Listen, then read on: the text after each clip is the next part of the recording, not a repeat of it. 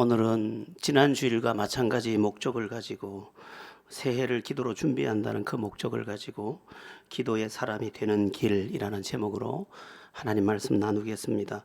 우리가 기도의 사람이 되기만 한다면 우리의 삶은 매우 놀랄 것입니다.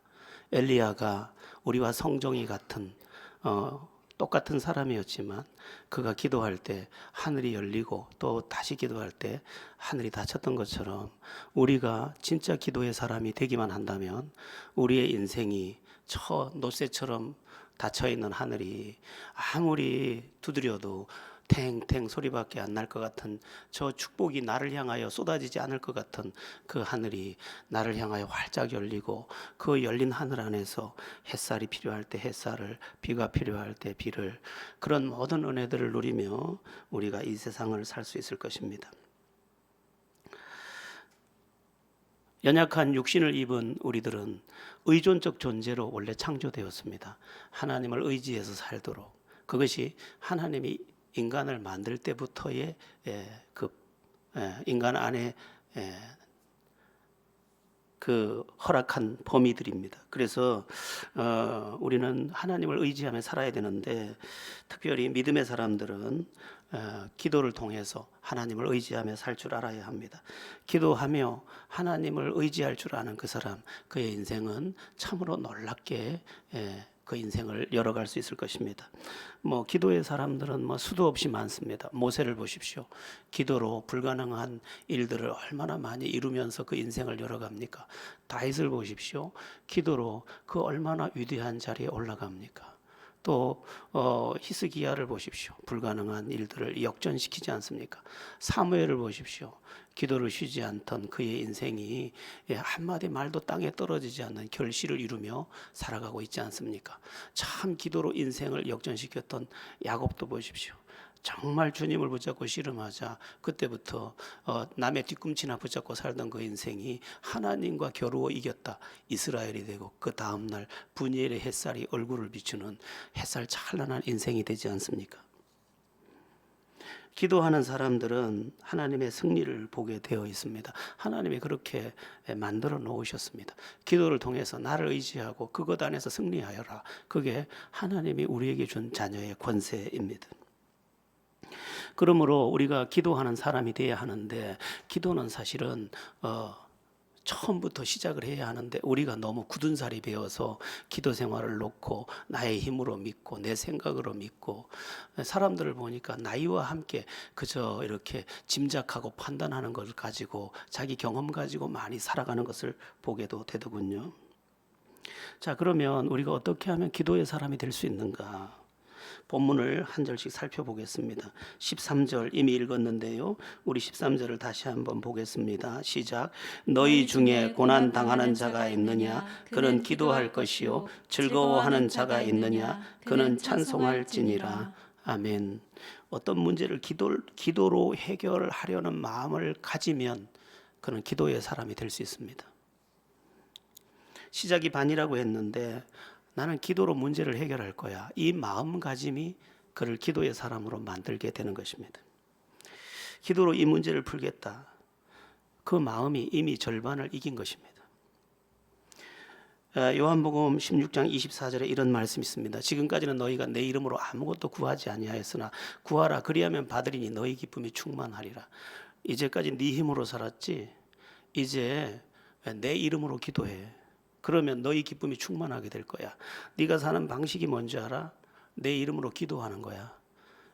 그러니까 너에게 이런 문제가 있을 것이고 저런 문제가 있을 것인데 그 문제를 기도로 해결하겠다고 결정해. 그러면 너의 인생이 기쁨으로 충만할 거야. 그렇게 말씀하고 있는 것입니다. 우리는 여지껏 내 힘으로 몸부림치며 살았습니다. 지금도 우리는 몸부림치며 내 힘으로 살고 있습니다. 이제는 기도로 살기로 다시 결정해야 합니다. 하나님께서 어떻게 여실까, 어떻게 일하실까 기대하면서 하나님 앞에 엎드리는 열심을 다시 불붙여야 하는 것입니다. 우리가 잘 아는 구하라 주실 것이요, 찾으라 찾을 것이요, 두드리라 그리하면 너희에게 열릴 것이니, 예전에는 이거 기도하면 응답하신다 이렇게만 해석했는데 이 구절을 다시 보게 됐습니다. 아, 우리라는 존재가, 인간이라는 존재가 이렇구나. 무언가를 구하고 있구나. 무언가를 찾고 있구나. 무언가를 열기 위해서 두드리고 있구나. 근데 왜 이렇게 말씀하셨지? 자세히 보니까 그게 아니에요. 너희가 허공에다 대고 구하고 네 생각에서 찾고 네 의지를 동원해서 벽을 문이라고 두드리고 살았어. 그러나 내게 와서 내게 구하고 내게서 찾고 나를 통해 열어. 그 말씀으로 이해가 오는 거죠. 그러니까 누구든지 구하고 있어요. 행복을 구하고 있고 축복을 구하고 있습니다. 누구든지 찾고 있어요. 기적을 찾고 있고 축복을 찾고 있습니다. 누구든지 두드리고 있어요. 자기 인생이 열려지길 다 소망합니다. 그러나 안 열려요. 안 찾아져요. 안 구해져요. 그런데 하나님께서 지금 마태복음 6장에서 너희는 먼저 그의 나라와 그의 의를 구하라고 쭉 말씀하신 이후에 또 마태복음 6장 9절부터 주기도문을 가르친 이후에 쭉 이어서 7장에 가서 하시는 말씀이 뭐냐? 다른 데서 찾지 마. 기도해서 찾으라니까. 다른 데서 구하지 마. 기도해서 구하라니까. 다른 데 두드리지 마. 안 열려. 주 예수의 이름으로 두드려. 그 문이 열릴 문이야. 이렇게 말씀하시더라는 것입니다. 우리는 여지껏 열 수도 없는 문을 그저 피지땀을 흘리며 내 인생은 왜 이래야 할까? 나는 태어나면서부터 불행했는데 지금도 불행하고 앞으로도 불행할 것 같고 영원히 불행할 것 같은 그런 짐작 속에서 그 확신을 가지고 오늘도 비참하게 걸어가고 있는데 주님은 그런 우리를 향해서 뭐라고 말씀하시냐? 나한테 구하라니까. 나한테 와서 찾으라니까. 나한테 와서 열어달라고 하라니까. 그렇게 말씀하더라는 것입니다. 여러분, 우리는 얼마나 헛된 곳을 헤맸는지 모릅니다. 예전에 금광을 찾아서 길을 떠난 사람들이 많이 있었습니다. 일제시대 때도 그런 일제의 그 박해 가운데서도 금광을 찾으면 금광이 자기 주인이 될 수 있었습니다. 그래서 금광을 찾는 많은 사람들이 있었는데 어떤 사람이 찾아서 큰 거부가 됐는데 나중에 알고 보니까 다른 데서 찾은 게 아니에요. 옛날에 금광이었던 곳이 금이 안 나온다고 막아놨는데 이 사람이 혹시나 하고 거기서 꽃갱이질을 좀 더 하다 보니까 거기에 다른 금맥이 터졌던 거죠. 여러분, 있는 곳에 있는 거예요. 금도. 그러면 하나님께서 지금 뭐라고 말씀하는 것입니까? 뭐라고 말씀하는 겁니까? 다른 데 없다니까. 나한테 와. 나한테 와서 구해. 나한테 와서 찾아. 나한테 와서 두드려. 내가 줄게. 내가 나한테 있다니까. 주님께서 그렇게 말씀하는 것입니다. 여러분, 문제 해결을 위해서 주님 앞에 엎드려 보셨나요? 정말 이것을 정말 주님 앞에서 해결하기 위해서 주님을 정말 기도로 의지해 보셨나요? 하나님은요, 당신께 오는 사람을 향해서 말씀하셨습니다. 내가 결코 내어 쫓지 아니하리라. 내게 오는 자를 결코 내어 쫓지 아니하리라. 이게 무슨 말이냐? 박대하지 않는다는 거예요. 온 사람 빈손으로 안 돌려보내준다는 거예요. 여러분, 기도를 계속해 보세요. 빈손으로 누가 갑니까? 빈손으로 절대로 돌아가지 않습니다. 은혜를 주든 성령을 주든 다른 깨달음을 주든 능력을 주든 피할 길을 주든 구한 그것을 주든 하나님은 빈손으로 절대로 돌려보내지 않습니다. 제가 예전에 설날만 되면 떡 배달을 다녔습니다. 이 집에 가서 아저씨, 저기 아줌마 우리 떡 가져왔어요. 서로 그때는 떡 돌려 먹을 때니까. 근데 한 집에 갈 때는 정말 기분이 좋아요. 그 집은 가면 틀림없이 떡 그릇을 비워서 자기 떡을 주면서 거기다가 꼭 10원짜리 하나를 얹어 주시거든요. 그래서 그 집에 갈 때는 막 기분이 좋아요. 막 가면 10원이 건빵 한 봉지니까 얼마나 좋아요. 그 집은 한 번도 다. 그리고 그 사모님이 꼭 이렇게 말씀하셔요. 잘 먹겠다고 여쭤라. 네, 안녕히 계세요. 빨리 설날이 와서 이 집에 떡 배달 다시 왔으면. 주님은 더 그러셔요. 한 번도 빈손으로 안 돌려보내요. 내게 오는 자를 결코 내어쫓지 아니하리라. 여러분, 자식들이 부모 붙잡고 때를 써보세요. 부모가 빈손으로 애를 안 돌려보냅니다. 하다못해 뭐라도 하나씩 들려주게 돼 있습니다. 우리 아버지 하나님은 더 그러십니다. 그리고 넘치도록 주십니다. 그러므로 여러분, 문제가 있다면 다른 데 너무 두드리고 누구 붙잡고 그 자는 사람 깨워가지고 끌어내서 인생 한탄도 하지 말고 주님께 나와서 주님께 구하고 주님에게서 찾고 주님을 두드려서 답을 얻고 길을 얻는 여러분들 되기를 축원합니다. 자, 14절을 이제 보겠습니다. 14절입니다. 시작. 너희 중에 병든 자가 있느냐? 그는 교회의 장로들을 청할 것이요 그들은 주의 이름으로 기름을 바르며 그를 위하여 기도할지니라. 아멘. 기도를 부탁할 줄 아는 믿음이 필요하다는 것입니다. 나도 기도해야 합니다. 나도 믿음으로 기도합니다. 그런데 기도의 응답을 믿기 때문에 누군가에게도 기도 부탁을 하는 것입니다. 여러분, 기도를 믿는 사람은 기도를 다른 사람의 기도까지 받고자 애를 씁니다. 그래서 기도를 부탁하는 사람도 믿음입니다. 제가 제자 훈련 때나 성경 공부 시간에 가끔 하는 이야기가 있는데, 제 친구 목사가 사량도에서 목회를 했어요. 딸은 은주라고 딱 하나 있는데, 이 딸은 통영에서 이제 학교를 다니고 중학생인데 통영에서 학교를 다니고 두 내외는 선 목회를 하는데, 아무리 설교 준비를 해도 할머니들은 똑같이 3명 4명 나와서 졸고 앉았다 가시고 졸고 앉았다 가시고 하니까 너무너무 그 목회가 힘들고 어려운 거예요. 아무리 돌아다녀봐도 젊은 사람 하나 없고, 아무리 전도해도 아이고 우리 목사 선상 우리 일해야 돼요 그러고 아무도 안 오고. 그래서 이 이원학 목사가 두 내외가 밤만 되면 정말 눈물로 두 손을 붙잡고 기도한 거죠. 근데 어느 주일날 그 몇몇 오는 할머니 중에 이렇게 태어나면서부터 벙어리 할머니가 같이 있는 거예요. 동네 할머니 서너시 교회를 가니까 이 할머니도 따라서 늘 어디 갈 데 없으니 따라오시는데, 예배 중에 귀가 확 열려 버렸어요. 오, 들린다고. 그런데 이 할머니는 그 사량도에서 어려서부터 컸기 때문에 그분이 벙어리인 걸 다 온 사량도가 다 알잖아요. 그러고는 막 저 목사 능력 있는 목사가 왔다 해갖고 그때부터 그 할머니들이 막 떼같이 몰려오는 거, 떼같이. 지금은 통영에서 목회를 하고 계신데, 우리가 마음을 합해서 하는 기도, 누구와 함께 더불어서 하는 기도, 또 여기 장로들을 청할 것이요. 여기 장로는 오늘날의 목사 장로를 말합니다. 그러니까 교회 지도자들을 불러서 같이 기도를 요청하고 함께 기도하는 그 기도. 어쨌든 우리 집의 문제, 우리 가정의 문제, 우리 사업의 문제, 우리 자녀의 문제, 그 모든 문제를 기도로 해결하는데 내 힘으로 부족해서 기도를 요청하고 합심해서 기도하고 더불어 기도하고 지경을 넓혀서 기도할 때 하나님께서 그 기도를 응답하시겠다고 약속하시는 것입니다. 제가 이제껏 목회하면서 기도를 부탁을 하고 기도에 그 큰 응답을 경험했던 것 중에 뭐 여러 가지가 있지만, 그 중에 하나가 우리 애가 물에 빠졌을 때입니다. 의사가 이렇게 말했습니다. 못 삽니다. 살아나도 식물인간으로 살아야 합니다. 너무너무 절망이 됐습니다. 그랬는데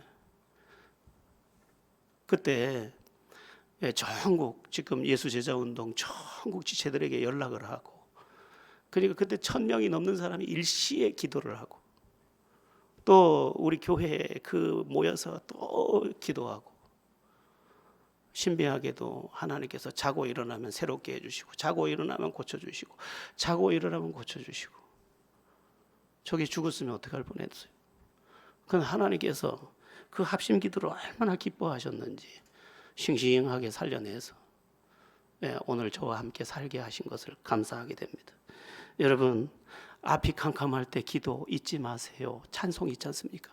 그것은 하나의 노래가 아니에요. 그것은 누구나 뭐 막연하게 위로하려고 가렵다고 해서 등 긁어주는 그런 얘기가 아니에요. 종교적 행사 이야기도 아니에요. 현장에, 우리의 삶의 현장에 들이닥치는 하나님의 응답이 그 기도 안에 있음을 말씀하는 것입니다. 여러분 자신도 기도하십시오. 그러나 다른 분들에게 기도 부탁도 하십시오. 정말 더 이상 숨도 못 쉬겠다. 그러면 목사 장로를 청하십시오. 그리고 리더들을 청하십시오. 그리고 다른 이야기 다 치우고 수많은 이야기 다 내던지고 오직 주를 붙잡고 그냥 기도하십시오. 하나님이 어떻게 일하시는지, 어떻게 내 인생을 바꾸는지, 어떻게 문을 여는지, 어떻게 답이 되시는지, 어떻게 축복하시는지, 그런 은혜를 누리게 되기를 예수의 이름으로 축원합니다. 14절 중반에 나오는 주님의 이름으로 기도하라는 것이 중요합니다. 여기 주님은 예수님을 가리키는데 기도는 예수님의 이름으로 하는 것입니다. 왜 그렇습니까? 모든 것의 주인이 예수님이기 때문입니다. 우리의 통장은 비어 있는데 예수님의 통장은 가득하게 차 있는 것입니다. 통장을 가지고 가서 그 주인의 도장을, 이름을 적고 도장을 찍으면 돈을 내주는 것처럼 이 세상이 전부 빌립보서를 보면 예수님의 명의로 되어 있습니다. 모든 것의 주인이 예수님입니다. 그러므로 예수님의 이름으로 기도하는 것입니다. 그리고 하나님께서 예수님으로 기도하는 그에게 주기로 결정해 놓으셨습니다. 여러분, 예수 그리스도의 이름의 능력은 매우 놀랍습니다. 사도행전 3장에 보면 어떤 성전 미문에 지금 하루에 3번씩 기도하기 위해서 지금 사도 요한과 그들이 지금 성전으로 들어갈 때 날 때부터 안진뱅이 된 사람이 구걸을 합니다. 한 푼 줍시오 이렇게 했겠죠. 그때 사도 요한이 이런 말을 합니다. 은과 금은 내게 없거냐, 내게 있는 것으로 내게 주노니 곧 나사렛 예수 그리스도의 이름으로 일어나 걸어라. 예수 그리스도의 이름으로 명령한 것입니다. 예수 그리스도의 이름으로 너는 날 때부터 원래 안전병인데 일어나라니까 예수 그리스도의 이름으로 일어나. 그랬더니까 이 안전병이가 갑자기 일어나 걷기도 하고 뛰기도 하며 하나님을 찬미했다고 되어 있습니다.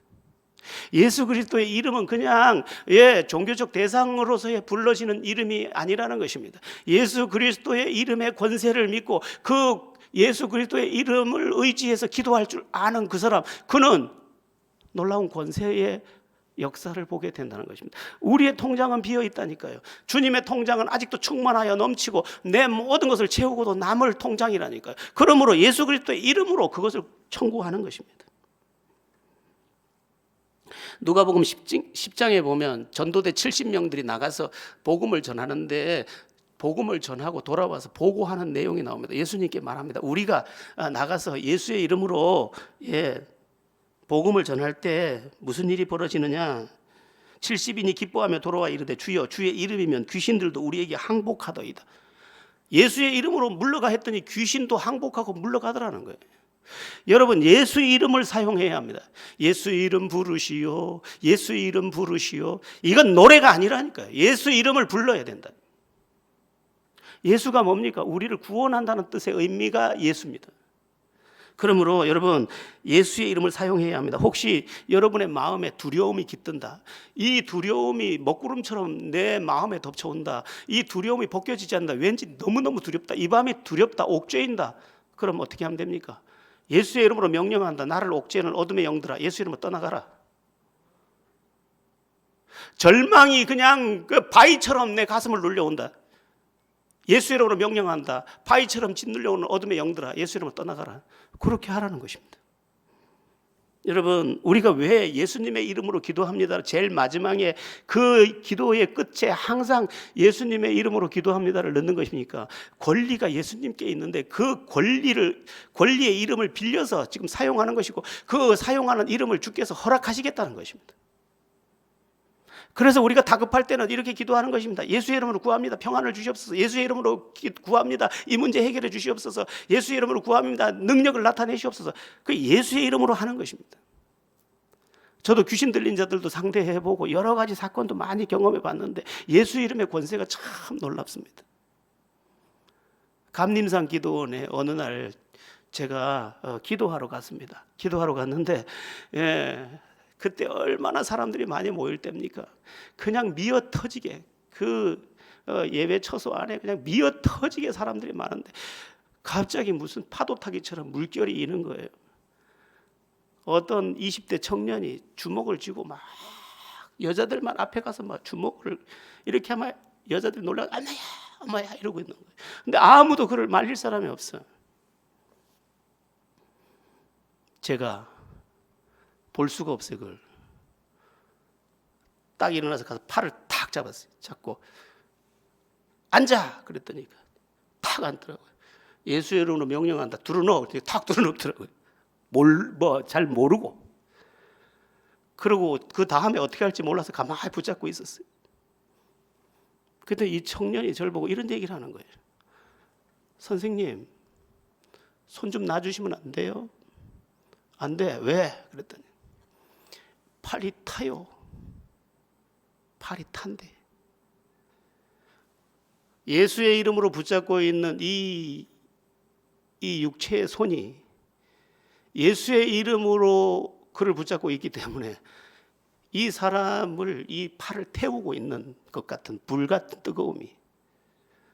그래도 뭐 나는 어떻게 할 줄을 모르니까 그냥 예수의 이름으로 가만히 있어. 계속 그랬죠. 그랬더니 기도원에 연락이 뭐 수소문 사무실에 뭐 얘기가 들어가고 그랬는지 귀신 또 내쫓는 전문가가 올라왔더라고요. 그 사람이 올라오더니 일어서, 그러니까 딱 일어서더라고요. 따라와, 그러니까 바로 따라가더라고요. 예수의 이름이 놀랍습니다. 제가 이런 체험도 해봤습니다. 30년 동안 통증 때문에 죽고 싶었던 어떤 어머니, 김선우 집사님이라는 안수 집사님 어머니인데, 전라도에서 제가 전도사로 있던 교회에 예배를 왔는데 막 사람이 얼굴이 그냥 새까맣게, 그분은 소원이 죽는 거예요. 소원이. 왜냐하면 매일 너무 아프니까 이유도 몰라요. 병원 가. 저녁 때가 됐는데 이 김선우 집사님이 두 내외가 저를 찾아왔어요. 좀 기도 좀 해달라고. 그래서 난 기도할 줄 모르는데, 그랬더니 뭐 왜요? 전도사님 능력이 있던데 해달라고. 그래서 아무것도 모르니까 가가지고 예수의 이름으로 명령한다. 나을지어다, 나을지어다 했어요. 아무리 2시간을 붙잡고 기도해도 안 나. 그러고 집에 왔어요. 전화가 왔어요. 새벽 한 3시쯤에 큰일 났다는 거예요. 왜 그러냐니까 엄마가 옷을 다 벗고 아파트에서 뛰내리려고 자꾸 한다는 거예요. 그리고 막 목욕탕 물에 들어갔다 나왔다 난리가 났다는 거예요. 와보라는 거예요. 걔 갔더니 왜 그러세요 하고 물었더니 불이, 온몸에 불이 나서 이 온몸이 다 타서 자기가 지금 살 수가 없다는 거예요. 그래 새벽 기도 때까지 붙잡고 막 기도했어요. 그러고는 세근세근 잠이 드셨어요. 그리고 아무 일도 없이 시간이 지났는데 이틀인가 3일 후에 연락이 왔어요. 그때부터 그렇게 아프던 통증이 다 사라졌는데 혹시나 내일 또 아플지 몰라서 전화 못하고 또 다음 날도 아플지 몰라서 전화 못하고 이제 3일째 돼서 전화합니다. 그 통증이 다 없어졌답니다. 뭐 제가 특별한 능력이 있어서가 아니고 예수 이름의 그 권능을 수도 없이 체험했다 이 말입니다. 하나님이 하시니까 예수 이름의 권세가 그렇게 놀랍다는 거죠. 그래서 이상한 소문이 많이 났다니까. 내가 능력이 있다고. 아니, 내가 능력 있는 게 아니고 예수 이름의 권세가 그렇게 놀랍게 나타나더라는 것입니다. 여러분, 정말 낙심이 되고 정말 끝장 같을 때 예수 이름 부르시고 예수 이름으로 기도하셔서 문제를 해결하는 여러분들 되기를 축원합니다. 14절 후반부에 나오는 기름을 바르며 기도하라, 이것도 중요합니다. 기름을 바른다 이랬는데 여기 기름은 오늘날로 말하면 약입니다. 약도 쓰라는 거예요. 약이 있으면 약도 쓰라는 거예요. 기도도 하고 약도 하나님이 주신 거예요. 인간으로 하여금 약을 개발하도록 만들어 놓으셨어요. 그걸 사용하라는 거예요. 이단들은 약 쓰지 말라고 해요. 그것은 지나친 것입니다. 어떤 때는 하나님께서 약을 만나는 은혜도 주십니다. 좋은 약을 만나서 그 약을 통해 치료해 주시는 것입니다. 제가 마른 기침과 천식이 있어서 정말 고생을 많이 했습니다. 그래서 계속 기침이 나니까 그랬는데 지금은 의료 선교사로 나간 그 선교사께서 저에게 약을 하나, 이 약이면 될 겁니다 하고 약을 하나 주셨어요. 그 약 때문에 지금도 기침을 안 하고 이렇게 삽니다.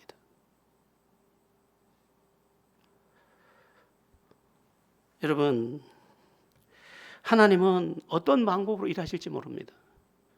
너무 극단에 치우쳐서 약까지 거부하고 잘못된 신앙에 치우치는 일이 없이 하나님, 내가 만나야 할 약을 주시옵소서, 그렇게 기도도 하고, 또한 하나님 직접 치료하시겠으면 직접 치료해 주시옵소서, 그렇게 기도할 줄 아는, 약을 너무 무시하지 않는, 그러나 너무 치우치지 않는 그런 균형 잡힌 신앙인들 다 되시기를 바랍니다.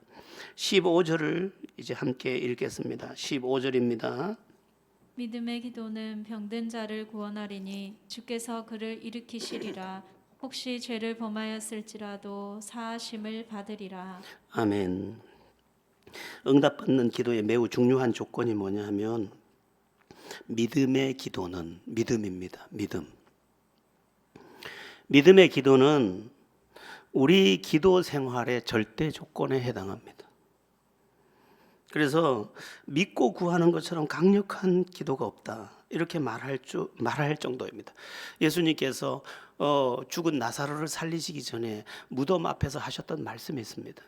아버지여, 내 말을 항상 들으시는 것을 감사하나이다. 이 무슨 말입니까? 이제도 내 말을 듣고 그대로 이루실 것을 내가 믿습니다. 그 말을 하는 것입니다. 그리고 무덤에 있는 나사로를 향해서 말씀하셨습니다. 나사로야, 걸어 나오라. 하나님이 들으실 것을 믿고 선포해버린 것입니다. 그러니까 예수님의 기도도 믿음, 절대 믿음에 근거한 선포요, 강구였던 것입니다. 마가복음 11장 24절에서 제자들을 향해서 예수님께서 믿고 구하는 기도의 능력을 이렇게 말씀하셨습니다. 그러므로 내가 너희에게 말하노니 무엇이든지 기도하고 구하는 것은 받은 줄로 믿으라. 그리하면 너희에게 그대로 되리라. 얼마나 놀라운 말씀입니까? 기도해서 응답 안 되면 어떡하시려고 이런 말씀을 하시는 겁니까? 그러나 기독교가 2000년 동안 기도를 강조하며 여지껏 살아있는 것은 이 말이 그대로 사실이었기 때문에 존재할 수 있는 것입니다. 그래서 저는 다 외우기가 힘들어서 딱 하나만 외워버렸어요. 믿고 구한 것은 받은 줄로 믿으라. 그냥 그거 하나 딱 붙잡고 믿고 기도하는 거죠. 믿음이 없으면 믿음을 주시옵소서, 믿음을 주시옵소서, 믿음을 주시옵소서. 그리고 믿음을 가지고 다시 기도하는 것입니다. 여러분, 우리가 싸워야 되는 것 중에 한 가지가 있는데 그게 뭐냐면 의심과 싸우는 것입니다. 오늘날 마귀는 우리로 하여금 의심에 계속 빠뜨려 버립니다. 어제 제가 김경애 집사님 가정에 가서 김경애 집사님 아버님 그 신방을 했습니다. 이제 아버님께서 암이 이제 말기가 되셔서 더 이상 가정에 계실 수 없어서 이제 가시기 전에 마지막 예배를 하는 겁니다. 정말 마음이 여러 가지로 교차했습니다. 내가 저 어른의 입장이면 어떨까? 여러분, 인간은 얼마나 두렵습니까? 인간이 가장 두려워하는 것은 우리가 잘 몰라서 그렇지 죽음입니다. 인간이 가장 두려워하는 게 죽음이에요. 그러면 이 어르신은 지금 당신이 곧 죽는다는 의식이 또렷하게 있는 분입니다. 그리고 의심의 물결이 지금 한참 쳐들어올 때인 거예요. 야, 내가 과연 죽으면 천국에 들어갈까? 내가 예수 믿어서 구원받은 게 맞을까? 그 의심이 지금 파도처럼 밀려올 수 있는 때인 것입니다. 왜냐하면 막상 그 입장이 되면 그런 것입니다. 제가 그래서 요한복음 5장 24절 말씀을 읽어드리면서 사망에서 생명으로 옮겼느니라. 예수 믿는 사람은 사망에서 생명으로 옮겼습니다. 아버님, 아버님은 벌써 천국으로 이사를 가셨어요. 몸만 가면 돼요. 이제 짐 다 갔다니까요. 이 말 믿습니까? 의심에게 속으면 안 됩니다. 두려움에 속으면 안 됩니다. 아시겠습니까? 그랬더니 그건 안 속겠습니다. 이러시더라고요. 아, 이 어르신이 보통이 아니시구나. 정말 대단하시구나. 기분이 굉장히 좋았습니다. 여러분에게 의심이 많이 덮쳐올 것입니다. 지금 같은 때에 더구나 의심이 많이 밀려올 것입니다. 그때 어떻게 해야 됩니까? 예수의 이름으로 물리치셔야 합니다. 불신앙이 들어오면 내 인생이 뿌리채 흔들리는 겁니다. 오늘날 수많은 크리스찬이라는 사람들이 왜 저렇게 방황하고 있는 것입니까? 의심의 파도를 이기지 못한 것입니다. 의심의 파도에 휩쓸려 쓰러진 것입니다. 여러분, 믿음은 싸움이라니까요. 어떤 날은 의심이 우리 각자에게 다 임할 수 있습니다.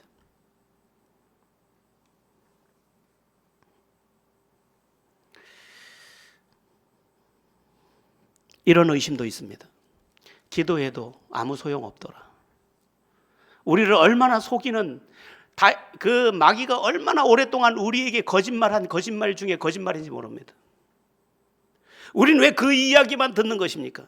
기도는 응답이더라. 기도는 새 인생이더라. 기도는 기적이더라. 기도는 18만 5천 명도 단번에 물리치더라. 왜 그거를 듣지 못하고 저 의심의 소리를 듣고 우리가 오늘도 기도의 자리로 나서지 못하고 염려의 자리에 빠져서 사는 것입니까?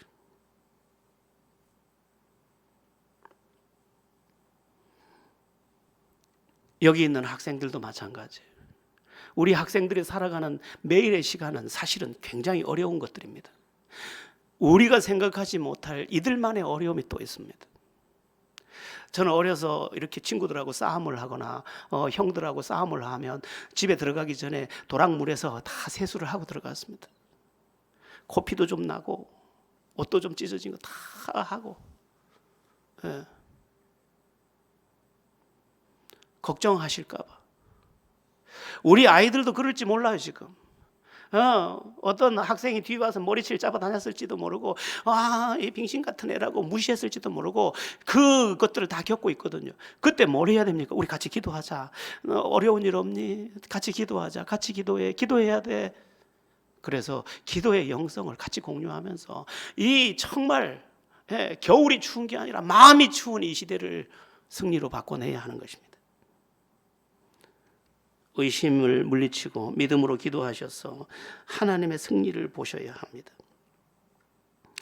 믿음에 대한 이야기가 믿음장 히브리서 11장에 많이 나오는데 그 히브리서 11장에 이런 말씀이 나옵니다. 믿음으로 불의 세력을 멸하기도 하고 나라를 이기기도 하고 칼날을 피하기도 하고 불의 세력을 멸하기도 하고 하여튼 불가능한 것을 믿음이 다 해버리더라는 거예요. 상식 가운데 산다면 우리가 주님 앞에 나올 필요가 뭐 있겠습니까? 상식이 아닌 초자연의 주님을 의지하면서 그분이 내 삶의 현실에 같이 동반하는 것을 봐야 하는 것이 바로 우리들인 거죠. 한번 따라해 보겠습니다. 나 기도할래. 그렇게 되기를 축원합니다.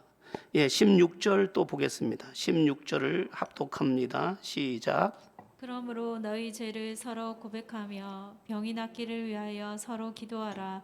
의인의 간구는 역사하는 힘이 큼이니라. 아멘. 우리의 기도를 회방하는 것 가운데 매우 큰 것 하나가 죄입니다. 죄. 이사야서 1장도 보면 하나님과 우리 사이의 간격을 만든 것이 죄라고 되어 있습니다.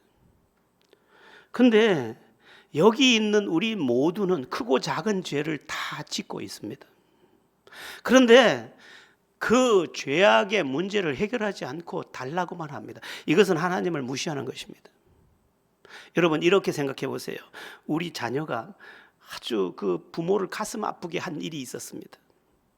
그랬는데 저녁에 들어와서 하는 말이 엄마 돈 좀 줘 이렇게 얘기한다. 아니 얘가 세상에 그렇게 못된 짓을 해서 내 마음이 하나도 안 풀렸는데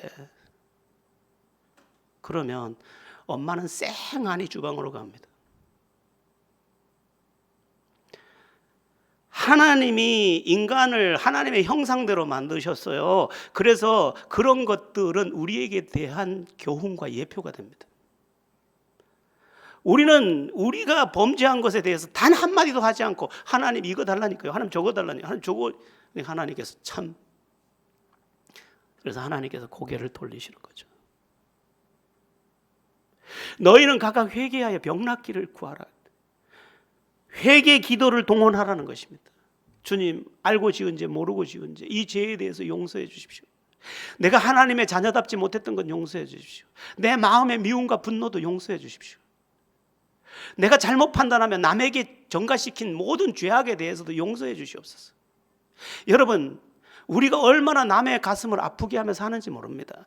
제가 이렇게 목회를 하면서 보니까 사람들은 대체로 남의 가슴 아픈 것은 잘 못 보고 자기 가슴 아픈 것만 잘 보더라고요. 우리는 얼마나 실수가 많은지 몰라요. 어쩌면 걸어간 만큼 우리는 실수하면서 살 수도 있어요. 사도행전에 보면 너희가 각각 회개하여 성령을 선물로 받으라.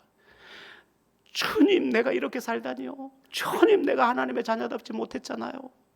주여 용서해 주시옵소서. 그러고 나서 주여 주실 은혜가 있거든.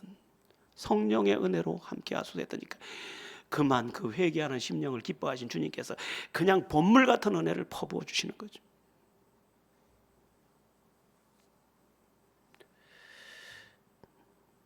여러분 은혜는 거룩한 것이기 때문에 내가 깨끗하게 된 이후에 받는 것입니다.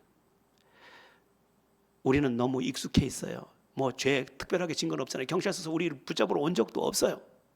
그런 거 말고요. 내 영적으로 양심에 꺼리끼는 것들이 다 우리가 회개할 부분이에요. 지나치면서 무시했던 것까지, 어쩌면 차가운 눈빛까지, 무례했던 것까지, 어쩌면 우리는 그런 엄청난 죄악 가운데 있어요. 하나님은 그걸 너무 안타까워 하시잖아요. 그래서 여기 보면 너희 죄를 서로 고백하며 병이 낫기를 위하여 서로 기도하라. 의인의 간구는 역사하는 힘이 많으니. 내가 거룩하게 되고 나니까 그 기도가 능력이 되더라는 거예요. 그래서 옛날 그 성도들을 향해서 우리 목사님들이 가장 많이 했던 게 뭐냐면 회개하시라요. 회개하시라요. 평양 대부분은 성령의 그 강력한 기름 부으심도 회개 기도가 끝나자 폭발한 거 아닙니까? 괜찮다고요. 너무 덮어두지 마세요. 우린 다 괜찮다고 여겨요. 왜냐하면 괜찮다고 여겨야 내가 위로가 되니까. 그러나 여러분, 하나님 보실 때는 어떨까도 생각해야 하는 것이죠.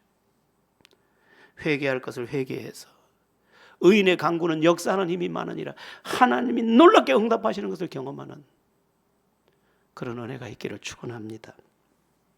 17절 18절을 보겠습니다. 17절 18절입니다. 합독합니다. 시작. 엘리야는 우리와 성정이 같은 사람이로되 그가 비가 오지 않기를 간절히 기도한즉 3년 6개월 동안 땅에 비가 오지 아니하고 다시 기도하니 하늘이 비를 주고 땅이 열매를 맺었느니라. 아멘. 엘리야의 기도가 하늘을 열기도 하고 닫기도 했는데 그 기도의 특징이 뭐냐? 간절히 기도한즉. 간절히.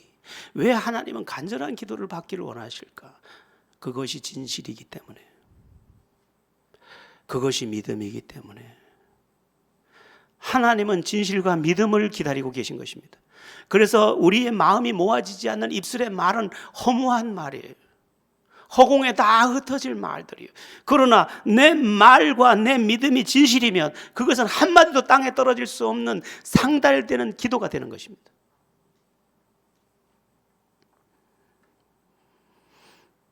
이 엘리야의 기도는 열왕기상에 나오는데 그 열왕기상 18장에 보면 엘리야가 기도할 때 어떻게 기도하냐면 머리를 무릎 사이에 넣고 7번 기도합니다.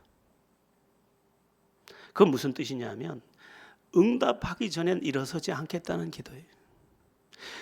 간절한 기도, 절박한 기도, 하나님밖에 없다는 기도, 하나님이 하시면 된다는 기도, 그 기도가 엘리야의 기도예요. 우리가 엘리야의 하나님, 나의 하나님 이렇게 찬양은 하지만 엘리야의 기도를 배우지 못했다는 게 안타까운 것이죠. 엘리야는 물러서지 않는 정말로 생을 건 기도를 올릴 줄 알았던 사람인 거죠. 미사여구가 아니에요, 기도는. 물론 아름다운 말이 포함됐을 때 더 주님 앞에 아름다움이 될 수 있어요. 저도 아름다운 고백을 주님께 드리고 싶어요. 그러나 더 중요한 것은 간절함과 중심이에요. 근데 매우 중요한 사실이 있습니다. 그게 뭐냐면 엘리야는 우리와 성정이 같은 사람이로되. 저는 예전에 이 짤막한 부분이 제 가슴에 박히는 것을 경험했었습니다. 아니, 엘리야는 태어날 때부터 특별했거나 엘리야만의 특별함이 있었던 게 아니네.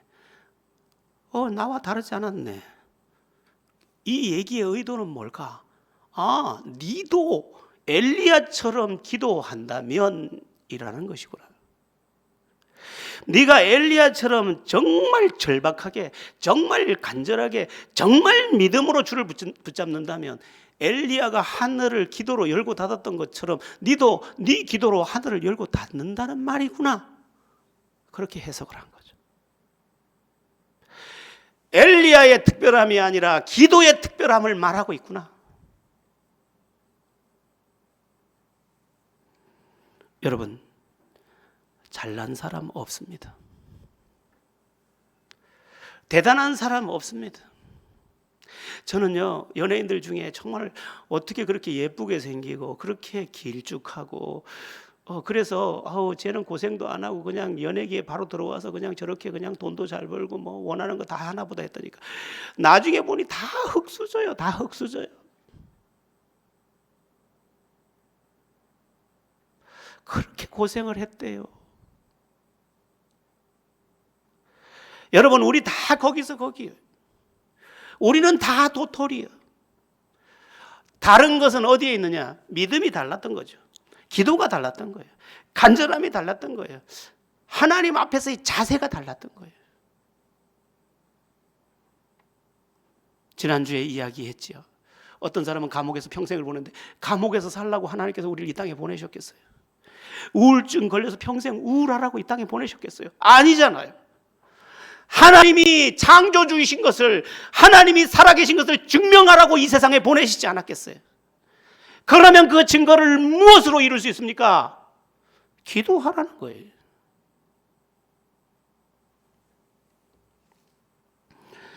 오늘날 수많은 간증자들도 다른 특별한 사람이 아니에요.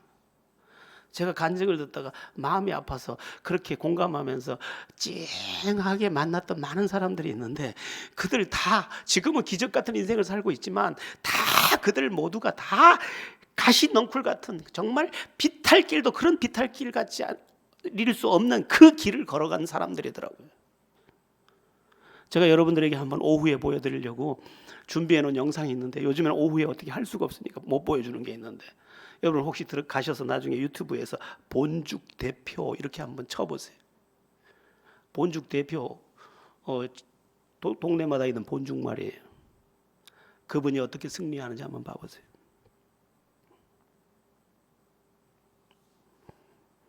다 평범 이하의 삶, 다 바닥을 기었어요. 그런데 하나님을 진짜 붙잡았더니 그의 인생도 엘리야의 인생이야. 우리 다시 기도합시다. 저는 오늘 두려운 게 하나 있었어요. 아침에 기도하러 와서 사람들이 또 기도하라 그러는구나, 이렇게 듣고 가면 어떡하지? 하나님, 제가 오늘 설교에 만약 성공한다면 그것은 누군가가 기도를 시작하는 것입니다. 아이고, 오늘 설교 뭐 그래 기도하라는 거였네, 맞아, 이렇게 하면 안 될 텐데 이거 어떻게 전달하지? 여러분, 다시 기도의 자리로 나오셔야 되는데 18절에 뭐라고 나옵니까? 다시 기도하니. 하늘을 10배만 기도한 게 아니고 하늘을 닫을 때도 다시 기도했어요. 우린 다시 기도해야 됩니다. 금식 기도도 작정하고 새벽 기도도 작정하고 특별 기도도 작정하고 20하루도 작정하고 100일도 작정하고. 코로나 때문에 다른 것은 못해도 기도는 할 수 있잖아요.